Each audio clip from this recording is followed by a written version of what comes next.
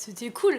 Voilà quoi. Vous êtes allé où? Vous avez parlé de quoi? T'a-t-il offert une rose? Sérieux, tu crois vraiment que je vais te répondre? Intimité, ça te parle? Allez, s'il te plaît. Moi, je t'ai bien raconté quand je suis sortie avec Jordan. Ouais, enfin, vous êtes juste tenus la main, hein. C'est pas comme si c'était grave croustillant non plus. Hein. Oh non. Quoi? Ça veut dire que toi, oui, c'est croustillant. Bonjour les amis, j'espère que vous allez bien. Aujourd'hui, ça croustille sous les pupilles et le décor, vous allez voir, n'y est pas pour rien. Avec Divine Attraction de Madi Faquin, le tome 1, Il est mon attraction aux éditions Numérique Livre, qui est tout simplement un roman érotique. Amélia est une jolie jeune femme aux rondeurs qui servent à réchauffer les cœurs. Elle est libraire et il se passe pas grand chose dans sa vie, c'est aussi quelqu'un de solitaire, voilà, elle attend qu'il se passe quelque chose. Heureusement qu'elle travaille dans les livres, qui est donc sa grande passion, la lecture, en attendant que son prince charmant vienne. Alors ce n'est pas un prince charmant qui va lui tomber du ciel, mais un belâtre, canon, musclé, beau gosse, hein, qui va lui sortir du livre. Enfin, il sort vraiment du livre en fait, hein, c'est même pas une expression, hein. Il sort d'un livre ancien, quand elle l'ouvre, bam, il sort canon, à poil, génial. Amélia ne va pas le laisser là tout nu, à poil dans sa librairie. Elle va donc le recueillir chez elle et aussi dans ses draps. Mais ça par contre je vous laisse voir, hein, tout seul comme des grands, bien sûr. Parce que là le plus important aujourd'hui dans cette vidéo, ce n'est pas donc de savoir ce qui va se passer entre eux, mais enfin si un peu quand même, mais qui est-il? Et surtout comment le faire retourner dans le livre ou dans son époque ou dans son pays, et surtout par Zeus tout-puissant, pourquoi s'est-il retrouvé enfermé dans ce livre? Comment et pourquoi?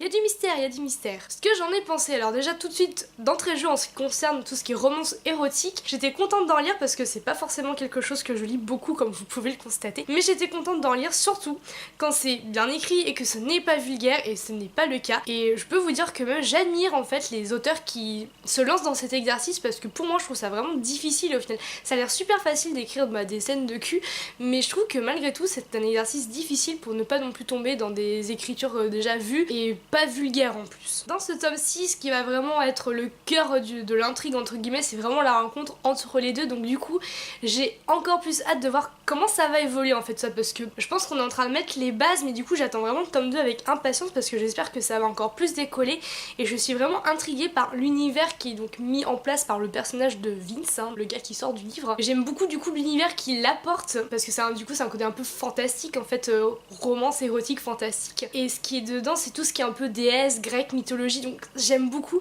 et j'espère que dans le tome 2 on aura un peu plus de réponses et que ça va un peu plus aller vers ça, parce que ça me plairait beaucoup. Pour le personnage d'Amélia, je la trouve attachante, enfin à la fois elle a un côté solitaire je suis triste pour elle en fait qu'elle soit solitaire, donc heureusement qu'elle fait donc cette rencontre, et à la fois voilà, donc on voit le métier de libraire, et ça j'ai trouvé ça vachement intéressant parce qu'on sent que c'est quelqu'un qui doit connaître pas mal de la librairie, hein. Amélia c'est un personnage qui aime les livres et qui aime surtout les romances en fait, les histoires d'amour. Et il y a un passage qui m'a touchée parce que je me suis quand même un peu sentie visée, mais dans le bon sens du terme, parce que ça m'a fait réfléchir. Je vais vous le lire. Alors, il y a plusieurs passages en fait. Il y a des passions qui sont difficiles à avouer. Aimer les histoires d'amour à l'eau de rose en fait partie. Ainsi que le fait d'en avoir une bibliothèque pleine chez soi et d'en faire une collection assidue, d'attendre les suites avec impatience et de se perdre dans ces romans sensuels où l'amour peut vaincre tous les malheurs.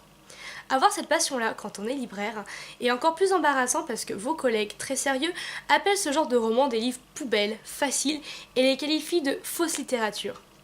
Exposer son point de vue, essayer de défendre ses romans palpitants, au grand cœur, est souvent une perte de temps et un sujet de moquerie qui me retombe toujours dessus et qui amuse beaucoup la galerie.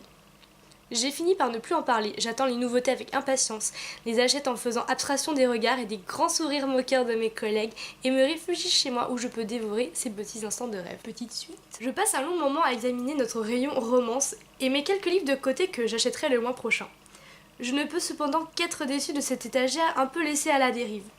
Même si beaucoup de mes collègues trouvent que c'est une littérature facile et qui n'a pas sa place dans une librairie renommée, je ne peux qu'être désolée de ce manque de professionnalisme. La romance est un genre littéraire qui se développe de plus en plus, pour mon plus grand plaisir. Mes chers collègues prennent les nouveautés par 5 exemplaires mais ne cherchent pas à renouveler le stock, ni même à mettre en avant des séries qui en font un vrai carton. Ce que j'ai aimé, c'est qu'elle défend vraiment ce combat de la romance, et c'est vrai que j'ai aussi quelqu'un qui a des préjugés sur ce genre-là, parce que j'ai toujours peur de voir, que tout se passe comme ce qui est écrit, quoi, des gens qui se rencontrent, ils tombent amoureux, etc. Je trouve que justement ça ne cadre pas avec la vie, et à la fois je trouve ça beau quelqu'un qui défend ça et qui dit que effectivement c'est vrai, c'est un genre littéraire tout comme un autre tout comme les polars aussi, qu'on peut aussi juger comme de la littérature facile, voire de la littérature de toilette. Bref, j'ai trouvé ça beau et ça m'a fait réfléchir et je me suis dit en plus que j'étais dans un roman de romance érotique et j'ai trouvé ça agréable de lire ce genre de livre, surtout que justement quand c'est bien écrit, quand c'est pas vulgaire, il y a un univers qui a l'air hyper intéressant à exploiter, donc j'espère que dans le tome 2 ça sera exploité. Petite pression pour l'auteur. Si vous voulez d'ailleurs que nous continuions sur ce débat en commentaire, ça me fera très plaisir d'avoir votre point de vue sur ce genre de littérature. Et si vous en avez d'autres qui vous ont beaucoup plu, parce que pour le coup j'en connais pas un rayon pour ma part et ça craint, et c'est vrai que mes préjugés en ont vraiment rougi de honte. Ok, grillé.